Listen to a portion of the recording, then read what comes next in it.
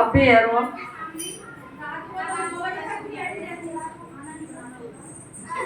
देखो ऐसा है, सभी भक्तों से माता रानी की भजन कीर्तन तो कर लेते हैं सभी, पर कभी कभी माता रानी की कथा भी सुननी चाहिए। एक समय के बाद जयकारा तो बोलते हो जोर से, बोल सच्चे दरबार की जय।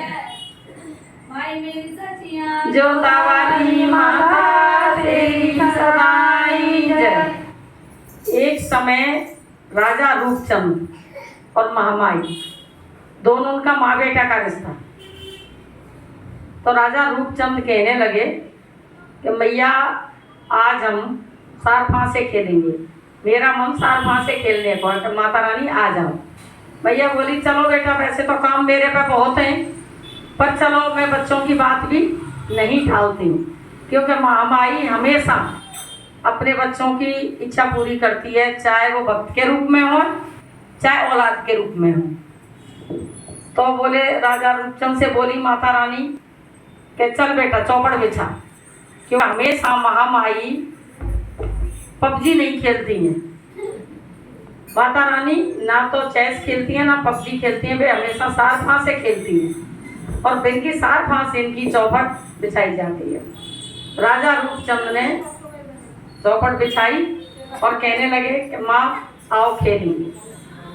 तो जैसे वे अपनी बारी बारी पे खेल रहे, सार फांसे डाल रहे और खेल रहे, तो अचानक पानी की बूंद गिरी। माँ के कंगन में से बूंद गिरी। बोल सच्चे दरबार की जय। तो माँ के कंगन में से सार फांसे के ऊपर, जो सार फांसे खेलते थे उनमें से पानी की बूंद गिरी। तो राजा रूपचंद ने फांसे वहीं रोक के नहीं, ऊपर देखा, नीचे देखा, दाएं देखा, बाएं देखा, कहीं कोई भी पानी की बूंद नहीं दिखी, ना कुछ ऐसी चीज दिखी गई जिसमें से पानी गिरे। अब महामाई है, कल 9 बजे से हमारी समझ में बात आई है, जब से हम पहुंच भी रहे हैं, पंखा भी लगा रहे हैं, वस्त्र भी नहीं पहनाए, और ऐसा नहीं है चलो कुछ भक्तों ने नहीं देखे तो कुछ भक्तों ने देखी भी हाथ लगा लगा के, जिसमें हमारी नीरज बहन है, वो बच्ची बैठी, ये बहू बैठी, इनके ये बैठी, इनके पापा ने भी, सबने हाथ लगा लगा के बार बार देखी है। तो महामाई में से अमृत धारा मतलब जल की धारा निकल रही है, और अभी तक सुबह भी उनकी साड़ी, हमने वस्त्र नहीं पहनाए तो साड़ी गीली मिली है। अभी हमने टाल रहे थे बात को, इनका फोन आया कि भाई आप भी कीर्तन कर ले माता जी। मैं बोली मैंने बेटा हमारे बच्चों के पेपर है, हम समय इतना नहीं है। फिर इनका फोन गया 2 जन इनको, माई की तो अभी भी जल की धारा है, चाहे थोड़ी देर को करवाओ, कीर्तन करवा दो। बोल सच्चे दरबार की। तो राजा रूपचंद ने जब इधर देख और उधर देख, कहीं भी कोई जल का वो नहीं दिखा, तो माँ से कहने लगे हे माँ, ना बादर ना बीज रहा, ना बादर ना बीज रहा, ये पानी की बूंद आई तो आई कहाँ से। माँ मुस्कुराई और बोली बेटा तुम ना अपने पास है, चलो। तो राजा रूपचंद हट करके बैठ गए कि नहीं माँ, क्योंकि बच्चों की आदत होती है माँ से हट करने की। बोल नहीं माँ, मुझे तो इसका अर्थ बताओ कि ये पानी की बूंद आई तो आई कहाँ से। माँ ने फिर मुस्कुरा कर बात डाली और कहने लगी कि हे पुत्र तुम खेलो, तुम खेलने के मन से माँ के भवन में आए, अपना भवन छोड़ के माँ के भवन में आए हो तो तुम सिर्फ खेलो, अपना मन बहलाओ, खेलो। कि नहीं माँ, मैं आपका बेटा हूँ और मैं आपसे हट न करूँगा तो किससे करूँगा। मुझे तो इस बात का कारण बताओ कि ये बादल ना बीज रहा, तो ये बूंद पक्षी नहीं, कोई चिड़िया नहीं, तो ये बूंद कहाँ से आई। अब बात वही ठहरी जो भोलेनाथ की अमर कथा में है कि मानव नहीं और दानव नहीं, पक्षी नहीं और पशु नहीं, तो यूंकरा भरे तो भरिया किसने। भोलेनाथ ने जब अमर कथा कही तो माता तो सो गई। ऐसे ही राजा रूपचंद माँ के पीछे पड़ गए।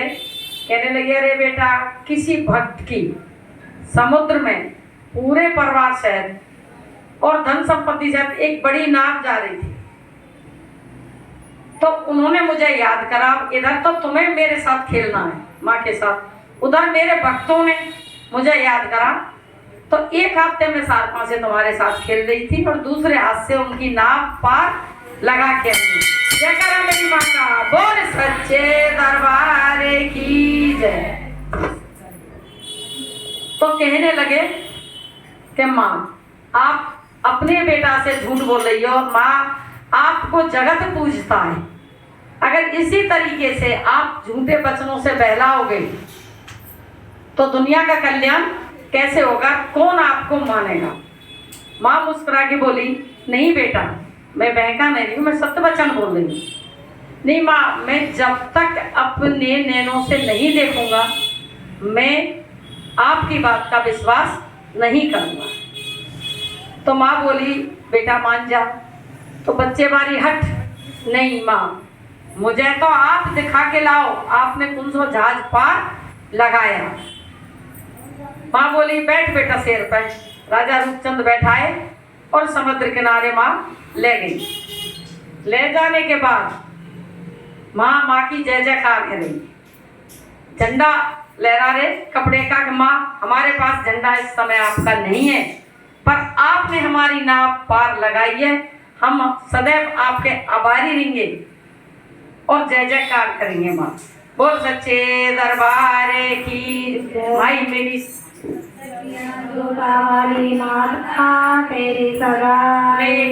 भक्तों का ध्यान कहाँ है, करके लगाओ सारा, ठीक है जी। फिर जैसे ही राजा, मगर जब माँ लेके गई थी राजा रूपचंद को, तो वो शर्त बंध के गई थी कि बेटा जा तो रहे हो मेरे साथ, अगर मैं झूठी भई तो संसार मुझे पूजना छोड़ देगा, और अगर आप गलत निकले, जो हट कर रहे हो, आपने जो सच्ची बात नहीं मानी, तो आप वहीं पर पत्थर के हो जाओगे। तो जब वचन भर के राजा रूपचंद गए, अब जैसे ही माँ जय जयकार माँ की देखी, तो जब तक हाथ जोड़ के नहीं वो कहने लगे कि माँ मुझे माफ कर दो, ये नहीं कह पाए, बस माफ कह पाए, इतने पूरी देह उनकी पत्थर की हो गई। राजा रूपचंद पत्थर के हो गए और समुद्र किनारे रह गए, सिला उनकी बन के। माँ शेर पर चढ़ के अपने भवन में आ गई। जब पूरी रात्रि निकल गई, दुख तो माँ को भी था, क्योंकि वो माँ का भी वो बेटा था। पूरी रात्रि निकल गई, तब उनकी पत्नी को सारी बात का पता लगा और माँ के पास आके विलाप करने लगी। जब विलाप करने लगी कि माँ, वो आपके माँ बेटा की बात थी, क्या माँ ने कही और क्या बेटा ने सुनी, क्या बेटा ने कही क्या माँ ने सुनी, मगर मेरा जीवन तो मेरे पति से जुड़ा हुआ था। अब मैं किसके सहारे अपना जीवन व्यतीत करूंगी। माँ ने पास में बैठा के और सिर पे हाथ धर के माँ बोली कि हे पुत्री, मैंने आपके पति को बहुत समझाया, पर वे ऐसी हट पे आए जो उन्होंने हट छोड़ी नहीं, और मैं वचन की पक्की थी। मैंने त्रिवाचा भरी थी। त्रिवाचा किसको बोलते हैं भक्तों? 3 बार अगर वचन भर दें तो वो त्रिवाचा होती है, उससे फिर लौटा नहीं जाता है। तो मैंने त्रिवाचा भरी, तो मैं अपने वचन की झूठी नहीं हो सकती।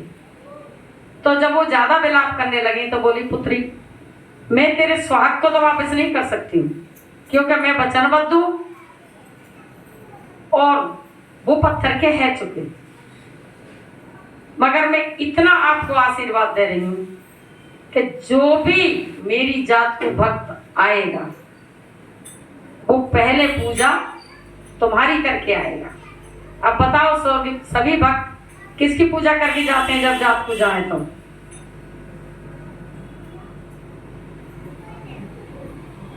जब जात को जाए, चाहे नगर कोटवारी मैया के जाए, चाहे कैला मैया को जाए, तो पहले पूजा किसकी करें? घर से गांव से निकले जब। यस, पटवारी माँ। तो उनको वो पटवारी माँ राजा रूपचंद की पत्नी ही थी। जब उन्हें दिया कि बेटी मैं इतना कर सकती हूँ कि जो कोई भक्त मेरे दर्शन को आएगा, मेरी जात को आएगा, वो पहले पूजा तुम्हारी करेगा। जब मेरी कोई जोत जलाएगा तो जोत ठंडी करने पटवारी पर ही जाएगा। बोल सच्चे दरबार की जय। मई मेरी सचिया जोता वाली माता तेरी सदाई जय। इसीलिए भक्तों कोई पता नहीं है किस भक्त ने कसूर करे हो और किस भक्त की नैया मैया पार लगा के आई जो जलधारा मैया में है के बह गई। इसलिए कभी